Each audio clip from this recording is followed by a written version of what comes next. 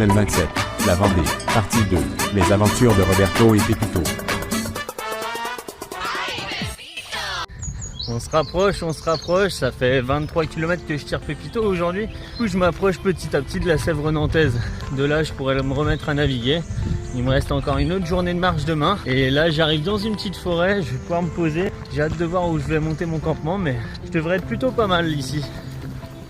La forêt au final c'est une vraie galère parce que là je viens de me faire piquer par une guêpe tout à l'heure. En fait je pensais pouvoir me poser sur les chemins de forêt vraiment gadouilleux, un peu vraiment pas terrible. J'ai tout donné.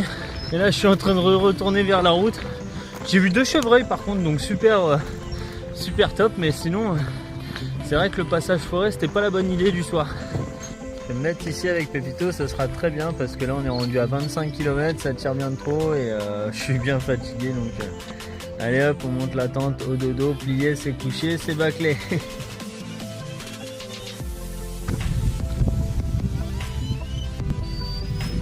On essaye tout trempé, tout trempé. Il pleut de plus en plus, je suis trempé. Pepito il a hâte de se poser, mais moi aussi. Et on va vite monter la tente histoire de se mettre à l'abri.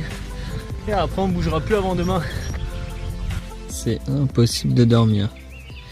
Il y a les oiseaux qui chantent toute la nuit.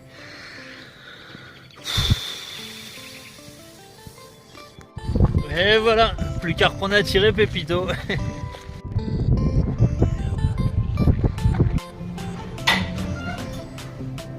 Donc il y a 2 pressoirs en gros que j'utilise. Tout est récolté à la main avec vendangette, des caisses.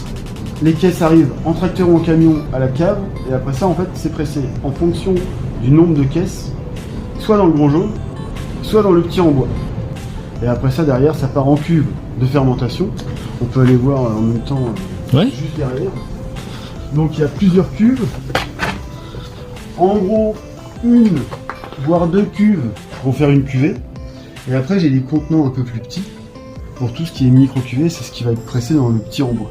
Ok. Voilà. J'ai 2 x 20. Ça fait à peu près 5000 bouteilles. Ok. Sur des 10 comme ça, 10 hectos, 1000 litres, on est plutôt aux alentours de 1250, 1300. Donc Okay. entre 5000 et 1300, ça fait des... J'ai 5-6 parcelles, et que chaque parcelle est sur un terroir, un caillou en sous-sol différent. Ouais. Et moi je décide de pas mélanger les cailloux. Ok. Donc on verra à la dégustation après. Ça permet d'avoir des goûts différents dans les vins. Et là je vois t'as toutes tes étiquettes de bouteilles, c'est toi qui as fait toi-même le graphisme de... Ouais, alors ça c'est un truc que j'ai gardé de ma vie d'avant. C'est une reconversion que j'ai commencé en 2016. Avant ça j'étais formateur en architecture et graphisme. J'utilisais les logiciels sur ordinateur, je formais les gens à ça, tout ça. Donc y a rien à voir du coup avec... Rien du tout. Ouais. Et en fait c'est des choses qui, dans le métier que je fais aujourd'hui, le métier de vigneron, là, eh ben, je bricole beaucoup. Et je vais jusqu'à faire mes étiquettes moi-même en utilisant les logiciels que j'utilisais avant. Et ça me permet de diversifier les tâches dans ce métier-là. Et en fait, il n'y a pas de routine du tout, quoi. Donc je fais que préparer tout ça sur ordinateur. Et après, ça part à l'imprimeur pour les coller là et les mettre en circulation, en commercialisation. On voit le petit dessin de l'oiseau par exemple, Ouais. donc t'as dessiné tout ça au... Alors celui-là, il est fait au bic et au feutre avec une ligne très fine, quoi. Tout ça en gribouillis. Si on se rapproche vraiment, on voit l'imprécision, ce qui fait que de loin, et imprimé en petit sur la bouteille, on reconnaît le pied de nez, on reconnaît un peu l'oiseau de loin. J'aime raconter comment j'ai procédé pour faire les vins. Ça part chez les clients, chez les gens, et puis ils ont toute l'histoire. Des infos aussi qui sont mises en plus sur internet, sur mon site. Ok. Voilà. Ça va les enfants? Ça va, bah. Ouais. Aujourd'hui, je prends des bonnes petites averses, mais après, bah, c'est aussi des fois le grand ciel bleu. Donc bah, je passe mon temps à me changer, à me rechanger.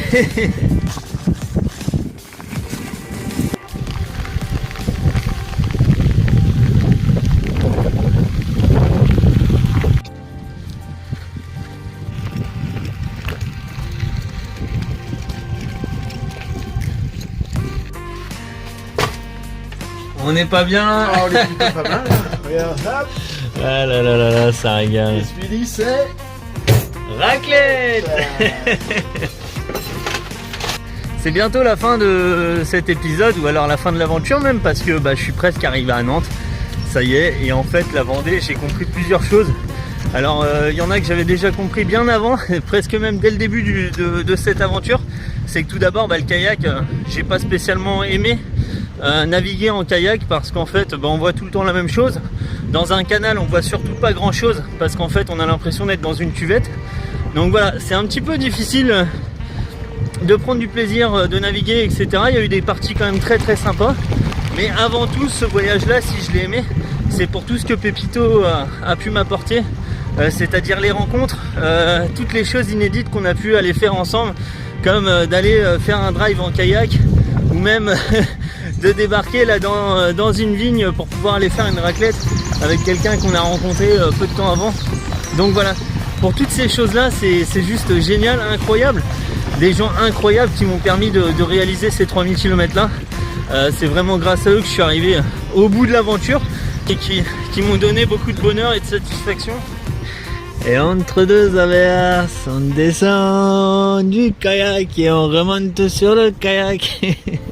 Niveau météo, c'est pas bien la folie. On a depuis 2-3 jours là, c'est des averses. Et à chaque fois, voilà, on s'équipe contre la pluie. 5 minutes plus tard, faut tout retirer.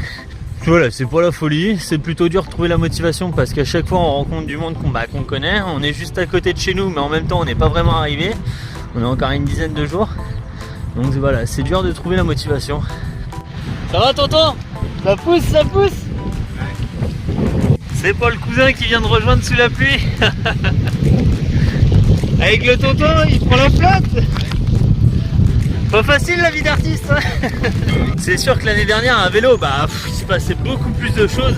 Je voyais beaucoup plus de pays et de différences de culture, etc. Et je suis vraiment allé hyper loin quand même, jusqu'en Turquie, donc c'est quelque chose d'assez unique aussi. Et j'imaginais même pas que je ferais des choses comme ça.